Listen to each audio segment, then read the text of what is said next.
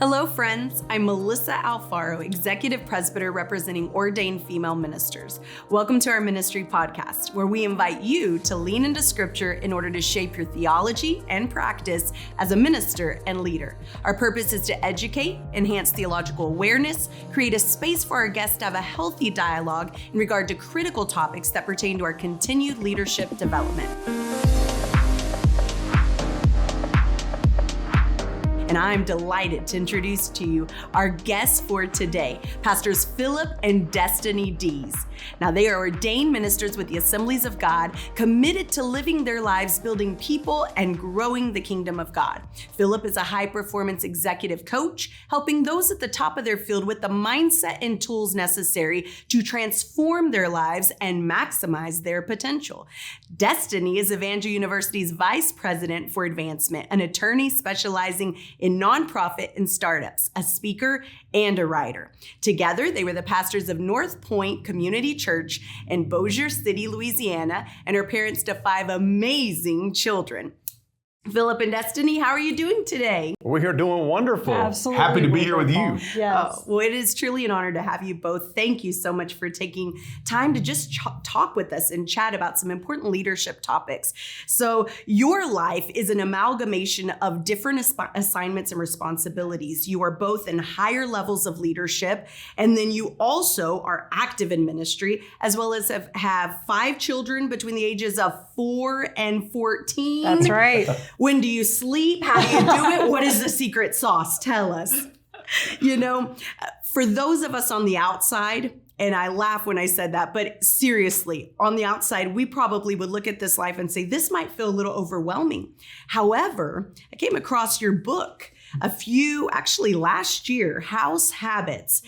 And as I read this book, I thought, they have found a way. They cracked the code. And I believe that's what has helped you steward all of your responsibilities, your home, your ministry, your leadership so well, because you've created certain house habits, a certain culture, not only in ministry and in leadership, in your family, and it's guided the way you've led. So I want to talk to you for a few moments.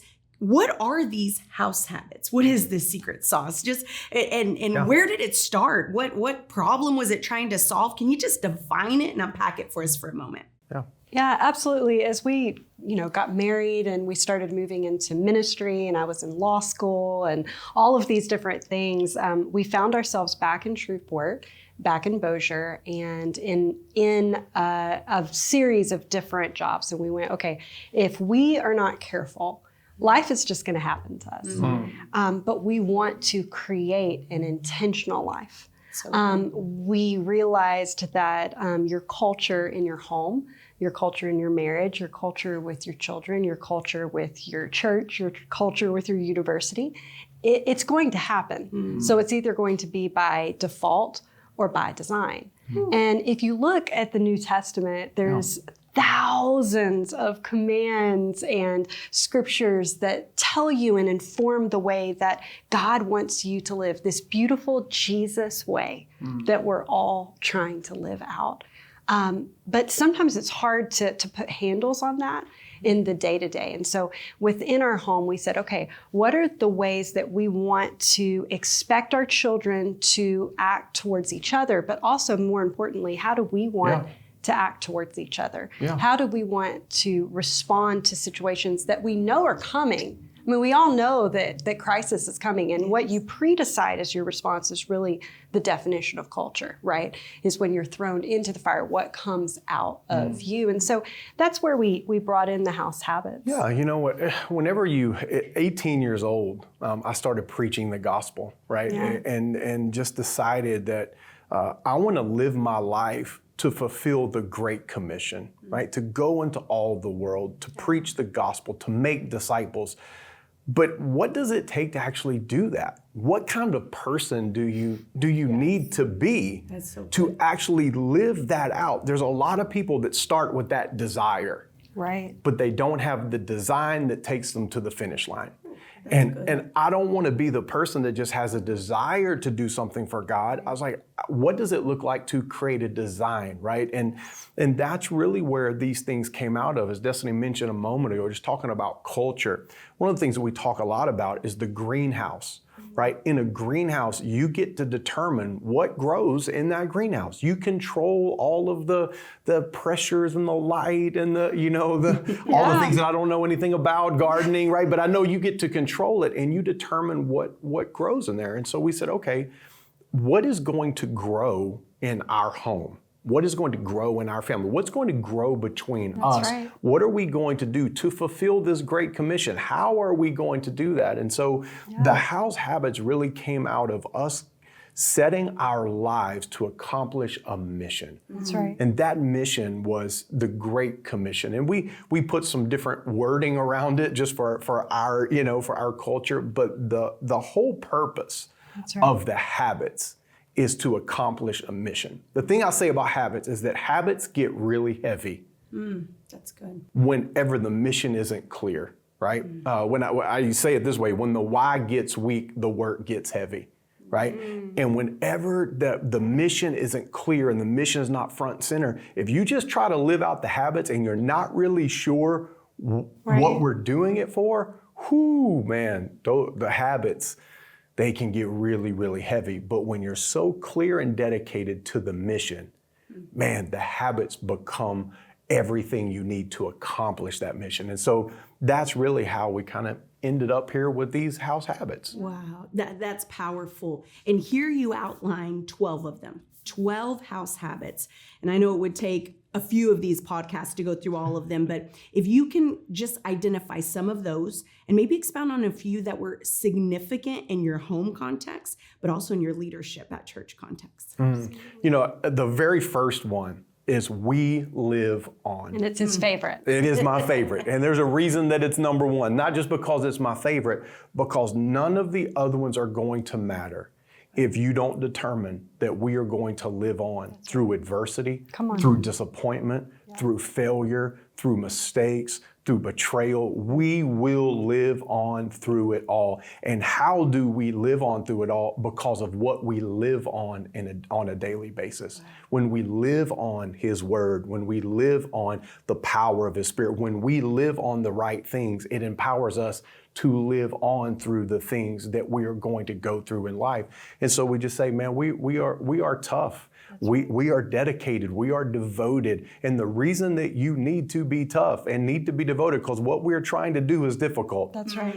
There's a reason Jesus said it's a narrow road. Come on. It's an uphill climb. This is not easy. So we know we're going to have to live on through some tough stuff. So if we're going to live out the other habits, we've got to set our mind to first, man, we are people who live on through the challenges and the adversities of life. And then it takes us into some of those other habits that we feel so strongly And I love about. what you say. You say what you live on lives on in your so life. But it's not just in your life, because as Christians, we believe that we live on into eternity, but we also believe in a generational God. Yes. And so what I live on today will live on in my life, but will also live on in my children. Yeah. And it will ultimately live on in my, in my legacy, whether that's a church or that's a business or that's anything. And so I think that first one really does set the standard for the rest. We also say we love big.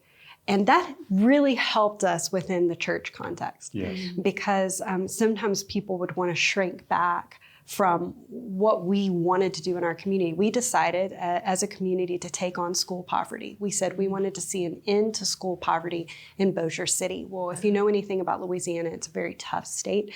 It has a lot of poverty that has been there for generation upon generation.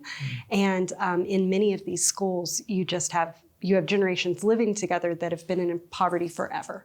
And so when you say you're going to take on school poverty, which to us was feeding kids, making sure that they, were completely full after the weekend, because many of them have food insecurity issues, and that they had the right clothes to wear. And so sometimes you would look at your budget and you'd say, oh man, maybe what we should do is we should get them like the cheapest possible uniforms. That'll be fine. We'd say, no, we don't love, small. Yeah. We love big. Yeah. And we love these kids the way that we would love our own kids. If we wouldn't buy it for our own kids, we're not going to buy it for our kids within the city. And so teaching people that it's okay to love big, that you don't have to wait for an invitation to love big, that instead you can love big within your community just because Jesus loved big. And that's what we used to say is so love, the so love of the Bible that says, God so loved. So love is big love. And that's who we're called to be. Yeah. And another one we loved in our church was this, that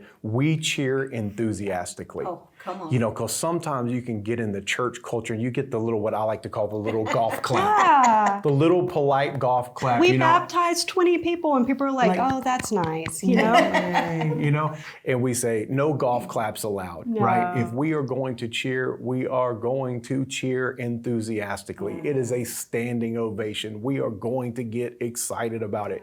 And what that does for people, it really frees them up to celebrate, right? And it's such a powerful experience when you celebrate somebody that you don't even know, right? You celebrate them. You just begin to cheer. Such a powerful experience for people. And what it does is it builds the habit. Is that, man, when I start cheering on Sunday for all of these different things that are happening, and then I start going, realize, wow, that feels so good. Like, I love that. Well, then I can start cheering for my coworker, right? Whenever they do a good job, it's like, wow, I'm not trying to hold on to anything. I can cheer for you and I can celebrate you and your success. Doesn't take away from my success or what I'm trying to accomplish. And so building that habit of we want to be people who are looking for something to cheer for. What can we cheer for? And then let's go all in whenever we start cheering for that. Yeah, and within our home, I would probably say there's 3 that have really worked together. And one is we grow intentionally. So after childhood, you no longer grow accidentally. You grow intentionally or you don't grow. And so we talk about we grow intentionally. And that means that in every situation, we're looking for the way to grow. Right? So Philip will often say in failure, leave the depression and take the lesson. Because we're looking to grow. We're looking to become. But then if you're going to do that, then you have to embrace discipline. So we talk about it this way, that discipline is something that everybody doesn't want at the table, but everybody wants the results of discipline. So you have to grab discipline, wrap your arms around it, kiss it on the cheek, and fully embrace the pain that comes with putting into practice the things that God's called you to put into practice. Because so many times we don't have a spiritual problem, we have a laziness problem. We're not willing to get up and actually put the extra effort into embracing a discipline that would make us healthy and whole so that we could carry out God's plan for our life. And that's coming from someone who doesn't want to work out or hydrate or do any of the things that you're supposed to do to be that way. But when we talk to our kids and they're like, this is hard, it's like, yes. So that's a discipline that you have to embrace because it doesn't get any easier holding discipline out this way. And then the third one that goes with that is we practice honesty. We practice honesty. And in terms of marriage, in terms of kids, in terms of life, that is probably the most difficult house habit because Philip always says that the hardest thing you will ever do with yourself is be gut level honest. And it takes practice to learn to be honest with yourself. It takes practice to learn to be honest with others. It takes practice to hear honesty and not just say, well, you don't have a right to say that to me, but maybe it's the right thing to be said, even if they didn't have the right to say it. And so practicing that honesty, it's given us handles to be able to talk to our kids when they get upset and say, wait a second, these are the things that we've decided about who we are. Yeah. So if this is who we are, then what should our response to this situation be? Wow. So, yeah. We're a little passionate about it. I love it. A little bit. I love it. And I love the intentionality behind every house habit. It's almost as if you have created this design of, look, we're going to be proactive. We're not going to live oblivious to conflict or tension in our home, on a church board, in our church ministry team. It's going to happen. but we're going to decide now how we're going to act before we get there. You said that earlier, Phillip, and I love that. So can you speak to some pastors out there today or some ministers that within their ministry context say, I want this. I'm going to get the book. I'm sold. I want it in my family. Maybe a young couple out there that's raising littles and they're like, let's do this the right way. Let's start now. How do they begin to start? What's the first step with house habits? Do they go in and implement all 12? How would you start? Yeah, I think the thing about the habits is there's nothing special about those 12. They're our 12, right? They're the things that really come out of our life. And I think that's the thing that's the most powerful about it, is that you have to allow the habits that are already in you, that you are living, to come out. Because if you take those habits, but you don't practice honesty, and you go like, oh, this is what we're going to do. We're going to put these 12 house habits in. Or you're not one to protect unity, or you're not one that's good. And you put those in there, and then you begin to contradict the habits that you're putting in there. People are like, I don't see that in you, or like, that's not. But look, there's not a habit in there that says we are on time. There's not. There's not a habit in there. That's not in you. It's not in us. Okay, I haven't been on time for a staff meeting. Destiny hasn't been on time for a meet. Like, I mean, and so we don't. That's not in there. Time. That's not in there, right? Because we know like that's not us. But these are the things that are us. And it is a curated list. There's other things that you could say, well, there's other things that are important. But yeah, we totally agree. But those aren't the things that are in us, or maybe the things that are our strengths or what we want to build on. Okay, great. You have to find what is it that is important to you. And then the thing I love about the habits is that they're actionable. They're not just philosophies. They're not just thoughts, right? They are action steps, right? Yeah. We love big. We protect unity. We live on. It's all action oriented. So it's not about what do you believe. It's like, what are you going to do? That's good. And if you're trying to put a habit in that you don't already do, people are going to spot that and be like, no, that's not it. And you have to avoid that. Well, and I might say it a little bit differently. We've had churches take this as is and implement it. Yeah, we had a bomber squadron actually take this almost as is. They took out We Will Love Big and put it in, to help with it. We've had school systems do it. We've had businesses do it. But you have to make a commitment as a leader of who you're going to become. That's right. And go first. And that's the same for any kind of cultural change, is you have to model it first. Yeah. And you have to be willing to have conflict conversations. So conflict conversations don't look like dictation. They look like true conversation. So it looks like hearing and then modeling what good conflict looks like. We came into a culture where there hadn't been a whole lot of conflict. And so we had to teach how to do conflict well so that we could get to the point where we could practice honesty. That's right. So we would be in staff meetings and we'd say, who wants to bring conflict to this? Right? We had this brilliant idea. Who wants to bring conflict to this? Well, at first nobody would talk, and then we just wouldn't leave until somebody would say, well, I don't think it's a good idea because of this. Okay, that's great. Thank you for your conflict. Did you see that? They brought conflict. Well, that's what's necessary to actually create culture.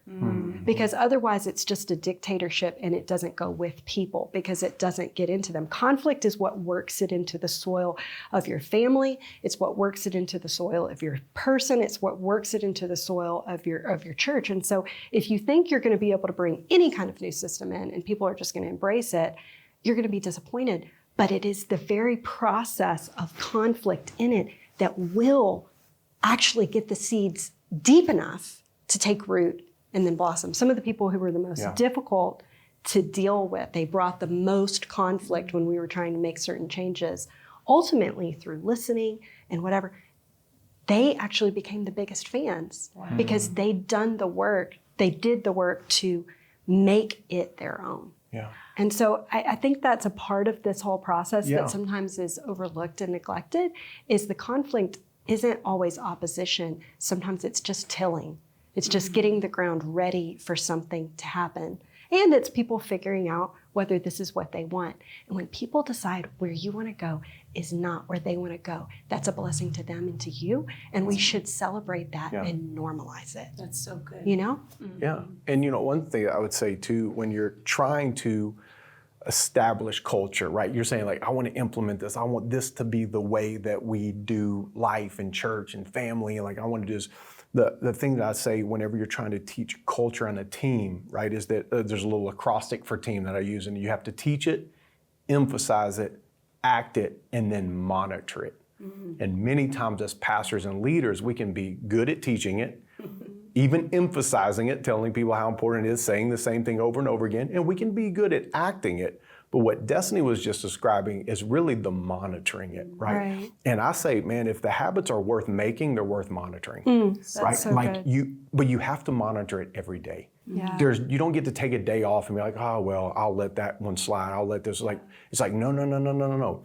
We never let one of the, because we've determined these habits are the core of us reaching our goals, of us becoming who we need to be and achieving what we have set out to achieve for the kingdom of God. And if that is true, then they are worth monitoring every single day, which is going to bring the conflict, right? Is going to bring, and so, but that's how you really build a team, whether we're talking about a staff team or a church team, right? Like the way you really build that team is every day you have to monitor the culture. And so it kind of gets back into that greenhouse, is that we got to monitor the dials. Because if the humidity gets out of whack, or the light gets out of whack, or the temperature gets out of whack, stuff in here is going to start dying. Right? That's the reality. We got to monitor the dials every single day so that we can keep this thing being fruitful the way that God really wants it to be fruitful. Absolutely, and it starts with you. Once again, it always starts with you, monitoring it with yourself, and then realizing it's going to cost you something.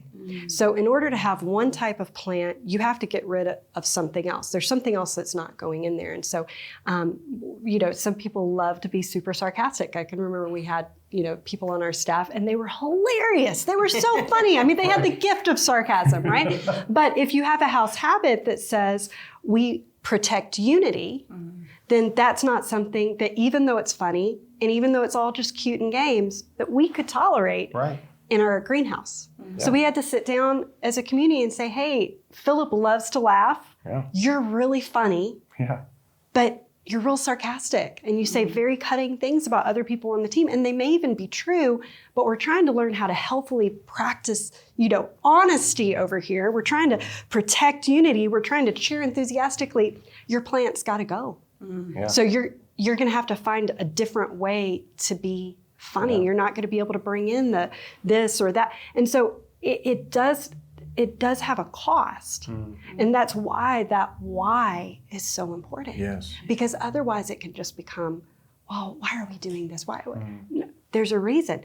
Everything's about the mission. Yes. Everything's about opening up a place where people who are far from Jesus can come close to Jesus. Everything is about creating a culture where people can be healthy and can thrive and can become everything that God's called them to be. And if it's all about that, then the little things we have to let go of are worth it. So I feel you have opened your hearts to us today, given us a glimpse into who you are. This isn't just content that you teach or preach.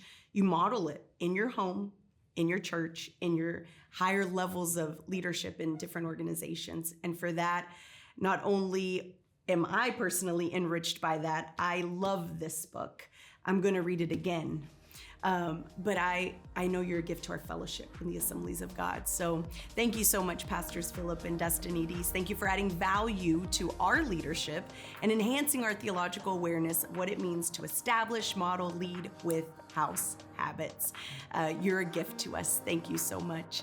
Thank you, friends, for leaning into leadership with us today. If you would like to find out more information on how you can purchase a copy of House Habits for yourself, feel free to click on the link in the show notes. We pray that the biblical truths and leadership principles we have considered today shape your lived out theology and empower you to transform your leadership and community. God bless you.